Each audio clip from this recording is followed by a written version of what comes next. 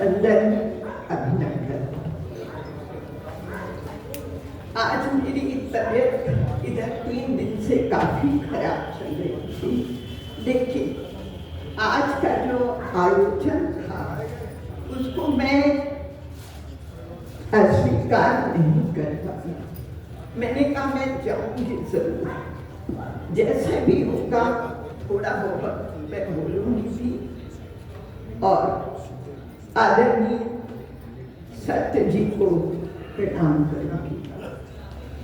आज अखिल भारतीय अगीत परिषद और नव सृजन साहित्यिक एवं सांस्कृतिक संस्था के संयुक्त तत्वावधान में आयोजित समारोह के लिए मैं दोनों संस्थाओं को साधुवाद देती हूँ, बधाई भी देती हूँ और आप सबकी ओर से शुभकामनाएं देती हूँ।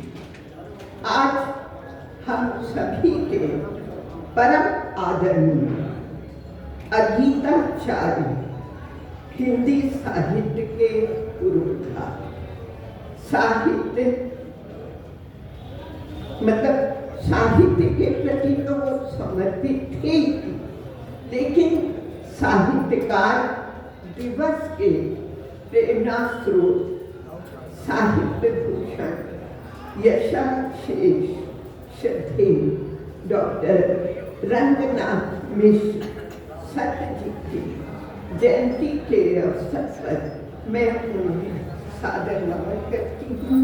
उनके चित्र पीछे है पर मैं उन्हें नमन करती हूँ।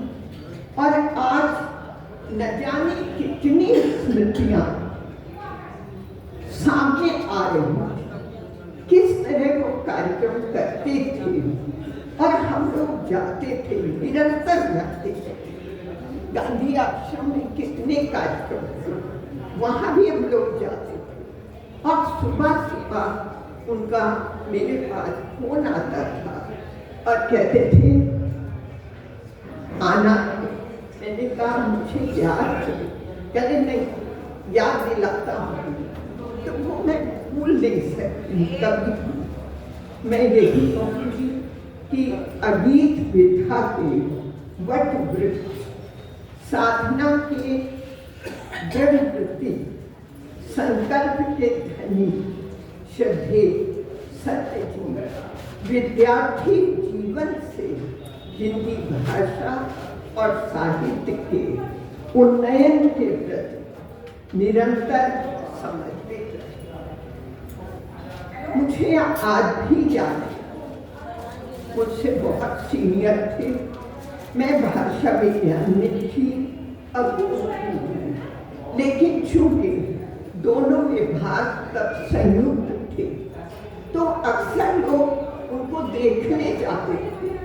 जब उन्होंने अगीत विधा का आरंभ किया तो हम लोग भी गए उनके दर्शन के लिए कि आखिर ये कौन से विद्यार्थी हैं जिन्होंने अगीत विधा का आरंभ किया। और मैं आज आदरणीय डॉक्टर उषा गुप्ता जी को भी याद करती हूँ। उनके निर्देशन में आपने पीएचडी की और मेरा उनके साथ बहुत ही अच्छा संबंध रहा।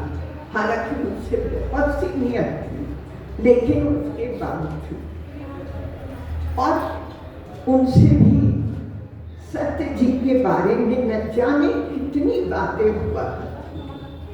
मुझे सारी बातें आज याद आई, समय नहीं है, वरना मैं सोच रही हूँ कि एक संस्मरण मैं लिखूं जिसमें वो सारी बातें सामने आए। तो मैं यही कहूँगी कि उन्होंने हिंदी लेखकों और कवियों के सम्मान का हमेशा ध्यान रखा।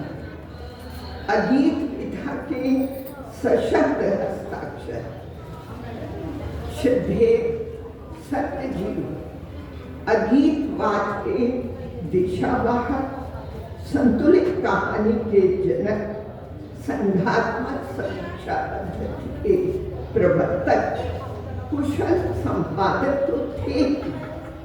उन्होंने लखनऊ के साहित्यिक वातावरण को निरंतर पुष्पित और पल्लवित किया। उनका जो योगदान है इस दिशा में मैं कहूँगी अतुलनीय। इस तरह का मुझे साहित्यकार कोई दिखाई नहीं पड़ता। क्यों जिस तरह से वो कार्यक्रम आयोजित करते थे, उसका संयोजन करते थे, और जिस तरह से उनके एक निमंत्रण पर सारे लोग पहुंचते थे, उस तरह का अपने को दिखाया। ये उनका समर्पण भाव था साहित्य के प्रति और साहित्यकारों के प्रति। बहुत बड़ी बात मैं कहूँगी, अप्रतिम व्यक्तित्व के स्वामी थे।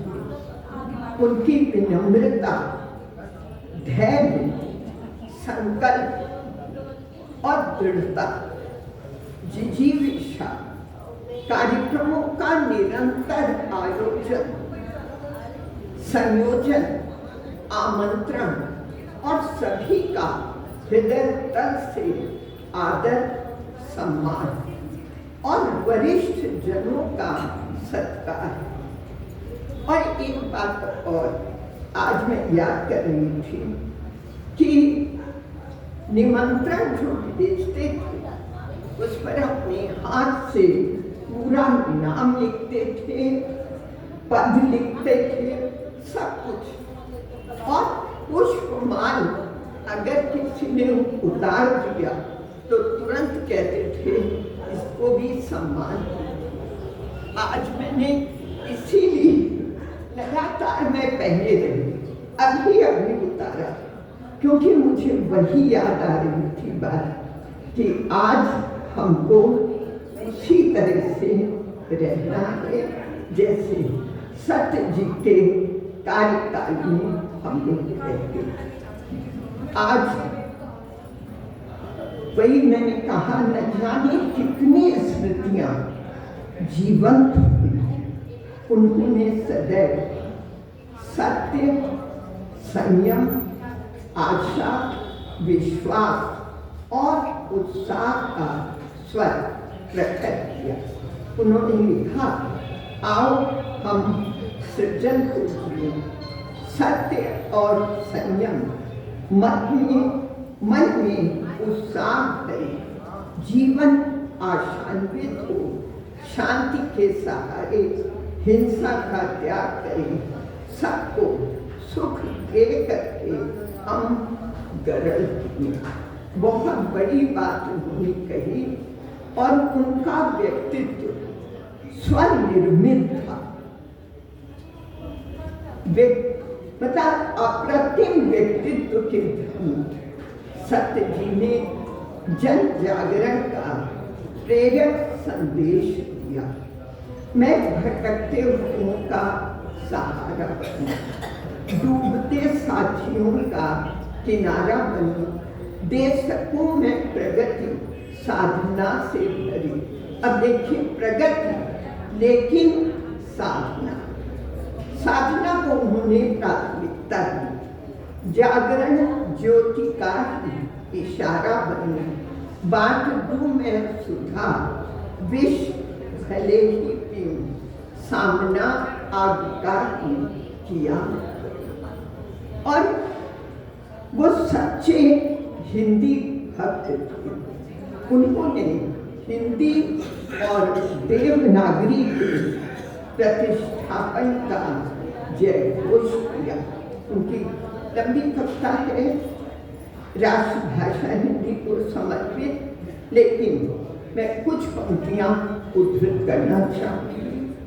हिंदी के प्रति रहे समर्पित, हिंदी है भारत की आशा, होगी यही राष्ट्र की भाषा।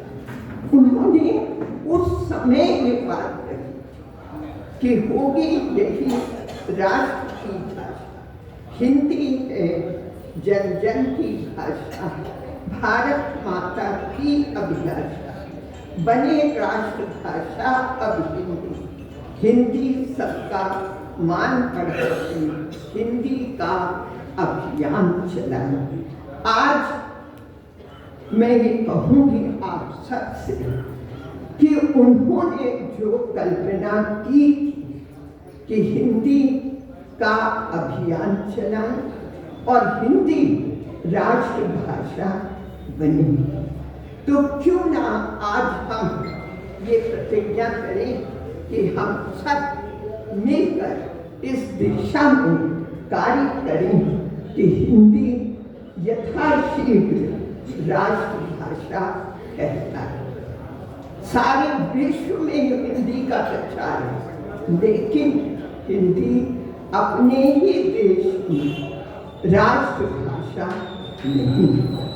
तो शायद सत्य जी के प्रति हम सबकी श्रद्धा और भक्ति भी यही होगी कि हम सब मिल करके इस दिशा में प्रयास करें। निष्काम कर्मयोगी श्रद्धे सत्य जी की रचना धर्मिता, साहित्य साधना, सृजन और साहित्यिक गतिविधियों को मैं पुनः सादर नमन करती हूँ। उन्होंने एक सच्चे कर्मयोगी और समर्पित साहित्य साधक के रूप में अगीत के साथ साथ साहित्यकार प्रेरणा दिवस और सम्मान का जो पवित्र दीप प्रज्वलित किया, उसकी ज्योति सदैव प्रखर रहे, ये मेरी मंगल कामना। और अद्भुत साहित्य से हमारे श्रद्धे सत्य, मैं सत्य जी के पुत्रों, उनके परिवार के सभी लोगों को भी प्रणाम करती हूँ, नमन करती हूँ कि उन्होंने आज के आयोजन को वही स्वरूप दिया जो सत्य जी के समय होता है। और नव सृजन के संस्थापक डॉक्टर योगेश गुप्त और उनके साथ में सबका नाम नहीं लूंगी, लेकिन जितने भी उनके सहयोगी हैं, उन्होंने भी जिस समर्पण भाव से आज का ये कार्यक्रम आयोजित किया है, उसके लिए आप सबकी ओर से उन्हें बधाई देती हूँ, शुभकामनाएं। और अब मैं यही कहूँगी कि योगेश जी ने पूर्ण निष्ठा से अपने गुरु का स्मरण, बहुत बड़ी बात है, स्मरण किया भी है और कराया, हम सबको कराया। इस पुनीत अवसर पर यशस्वी साहित्यकारों की सुस्मृति में सम्मानित हुए विद्वानों, लेखकों, कवियों और कवियत्रियों को मैं विशेष बधाई देती हूँ। और मैं मेरी मंगल कामनाएं आप सबके लिए बीते के कल से भी सुंदर, आने वाला हर पल को मिले सफलता, प्रत्येक कार्य में मार्ग कभी ना दुर्गम और नए हाथ से वर्तमान का रूप समारोह, नई तूलिका से चित्रों के रंग उठाए। बहुत बहुत अब समय तो कम है, संक्षेप में मैं केवल इतना कहूँगी कि गुनगुनी धूप जो कहानी संग्रह विजय कुमारी मौर्य, विजय दुर्गे आज वो अर्पित हुआ, उसके लिए विजय कुमारी मौर्य जी को मैं बहुत बहुत बहुत बधाई देती हूँ, शुभकामनाएं और आप सबकी ओर से उन्हें बधाई देती हूँ। कहा जाता है कि साहित्य समाज का दर्पण। मैं कहूंगी तो अगर साहित्य समाज का दर्पण है तो साहित्यकार उसका पथ प्रदर्शक है। और इसीलिए यदि साहित्य पूजनीय है तो साहित्यकार भी वंदनीय होता है। ये ऐसी रचनाएं अगर सामने आती हैं तो वो लेखक या लेखिका भी वंदनीय है। अनेक साहित्यकारों ने अपनी लेखनी से ऐसा संसार सृजित किया है जिसमें मतलब विचारधारा भी है और समाज को एक नई दिशा दी है। साहित्यकार विजय कुमारी मौर्य जी अगीत परिषद की कर्मठ सदस्य रही हैं। समर्पित हिंदी साहित्य साधिका है और विविध विधाओं में उन्होंने सर्जना की है और उनकी लेखनी निरंतर चल रही है। आज लोकार्पित जो कहानी संग्रह उसका शीर्षक देखिए, गुनगुनी धूप। मैं समझती हूँ बहुत ही संवेदनशील और सबसे बड़ी बात कि पारिवारिक सामाजिक दायित्वों का निर्वहन करते हुए उन्होंने निरंतर कार्य किया और निरंतर उनकी सृजन यात्रा चलती रही, लगातार वो लिखती रही। और ये जो आज कहानी संग्रह लोकार्पित हुआ है, मैं समझती हूँ जिसके हाथ में ये आए वो पढ़ेगा क्योंकि शीर्षक इतना संवेदनशील है कि उत्सुकता जगाता है कि आखिर इसमें किस प्रकार की कहानियाँ। तो शीर्षक पर बहुत कुछ निर्भर करता है और उन्होंने, हालांकि ये चर्चा हो चुकी है कि पारिवारिक रिश्तों, माँ, पिता, बेटे, बहू सभी के पारस्परिक मतभेद, दर्द, प्यार सभी की आपने गहन अभिव्यक्ति की। अगर सच बताऊं, मैंने जब इनकी कहानियां पढ़ी तो मेरे आंसू छलक गए, क्योंकि ऐसा लगता था कि पात्र हमारे सामने, वो परिवार हमारे सामने, वो घर हमारे सामने, क्योंकि हर दूसरे घर में इस तरह की घटनाएं हो। तो आपने उसी तरह की संकल्पना तो की है, लेकिन सदियों भी उसको किया। और आज मुझे वो बात भी याद आ रही कि उपन्यास सम्राट प्रेमचंद जी ने लिखा था कि कहानियों के प्लॉट जीवन से लिए जाएं और जीवन की समस्याओं को हल करें। और ये भी कहा गया है कि कहानी बहुत सी घटनाओं, प्रसंगों, चरित्रों का कोलाज होती है। विजय जी की सभी कहानियों में उनकी जीवन की अनुभूतियों, स्मरणीय क्षणों, सुख दुख, गहन मानवीय संवेदनाओं, सामाजिक समस्याओं का यथार्थ चित्रण, सरल संप्रेषणीय भाषा के प्रयोग के साथ प्रत्येक कहानी में यथार्थ चित्रण है और समस्या का समाधान भी है।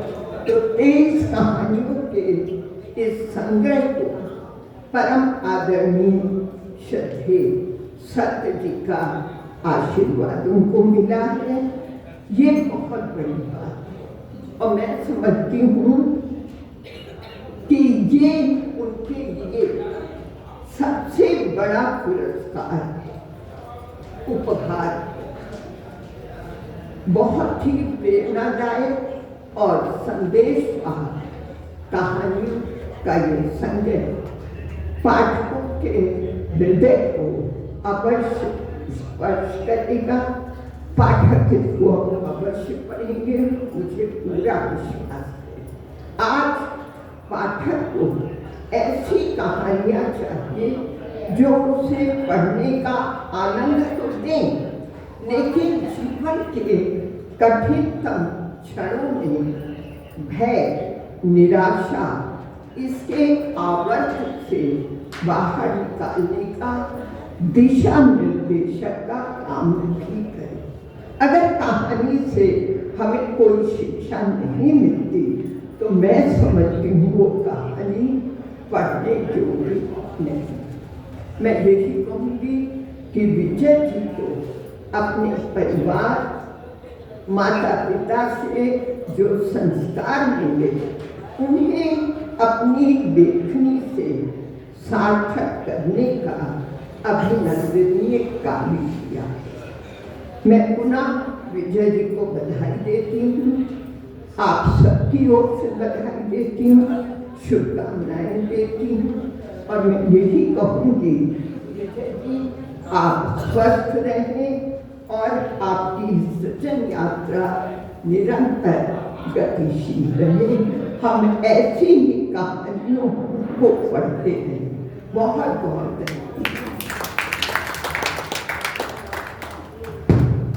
बहुत बहुत धन्यवाद।